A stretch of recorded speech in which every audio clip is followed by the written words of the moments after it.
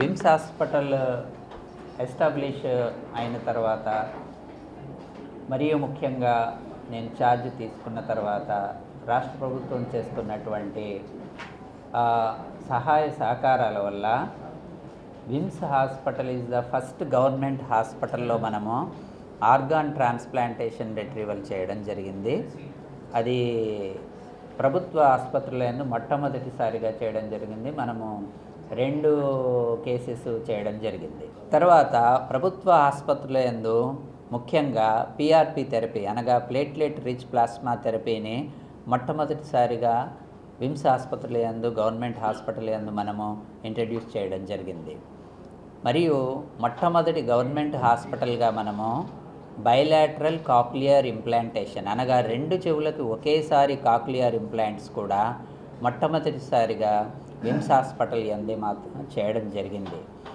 So ఈ రకంగా మనము ఇంతే కాకుండా మనము క్రమక్రమంగా అంటే ముందు డిప్యుటేషన్ డాక్టర్స్ మాత్రమే ఉండేవారు విమ్స్ హాస్పిటల్ యందు. ఆ తర్వాత గవర్నమెంట్ వారు మనకి రిక్రూట్మెంట్కి అవకాశం ఇవ్వడం జరిగింది. తర్వాత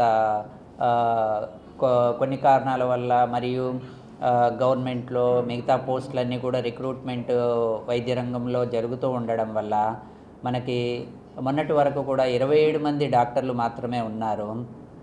దానికి మళ్ళీ మనం రిక్రూట్మెంట్ తీసుకోవడం వల్ల ప్రస్తుతం మనకి 56 మంది వరకు డాక్టర్లు రిక్రూట్ అవ్వడం జరిగింది. అత్యాధునిక వసతులతో అనగా అంటే ఏ రకమైనటువంటి కీమోథెరపీ అయినా సరే కానీ లేదా సర్జికల్ థెరపీ అయినా కానీ అంటే ఎక్సెప్ట్ రేడియేషన్ కాకుండా మిగతా అన్ని రకాలైనటువంటి క్యాన్సర్ థెరపీని మనము చేస్తామనేసి తెలియచేస్తున్నాము. దీన్ని త్వరలోనే ఓపెన్ చేయబడుతుంది పెద్దల ద్వారా. మరియు ముఖ్యంగా మనము డిజిటలైజేషన్ కూడా చేయడం జరిగింది. ఓపీని మనం క్యూఆర్ కోడ్ ద్వారా, ఆబా ద్వారా, పేటిఎం ద్వారా పేషెంట్ ఎక్కువసేపు నిలబడకుండా వెయిట్ చేయకుండా వారిని రికార్డ్ చేయడము, ఇమ్మీడియట్లీ వారిని ఓపీకి పంపించడము, డాక్టర్ ట్రీట్మెంట్ కూడా అందులో రికార్డ్ చేయబడుతుంది.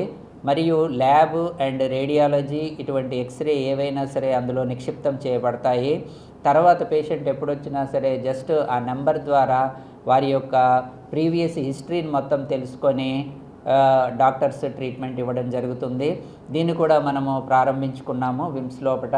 దీనివల్ల ప్రజలందరూ చాలా త్వరగా ఓపీలో ఎక్కువ సమయం వృధా చేయకుండా వెళ్ళడం జరుగుతుంది.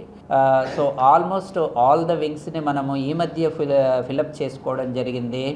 సో వారు ఒక్కొక్కరుగా చేరుతున్నారు. సో కాబట్టి అతి త్వరలోనే కొన్ని వింగ్స్ని మనము ప్రోటోకాల్ ప్రకారంగా ఓపెన్ చేయడం జరుగుతుంది. దాన్ని మీ ద్వారా ప్రజలకు తెలియచేస్తున్నాను.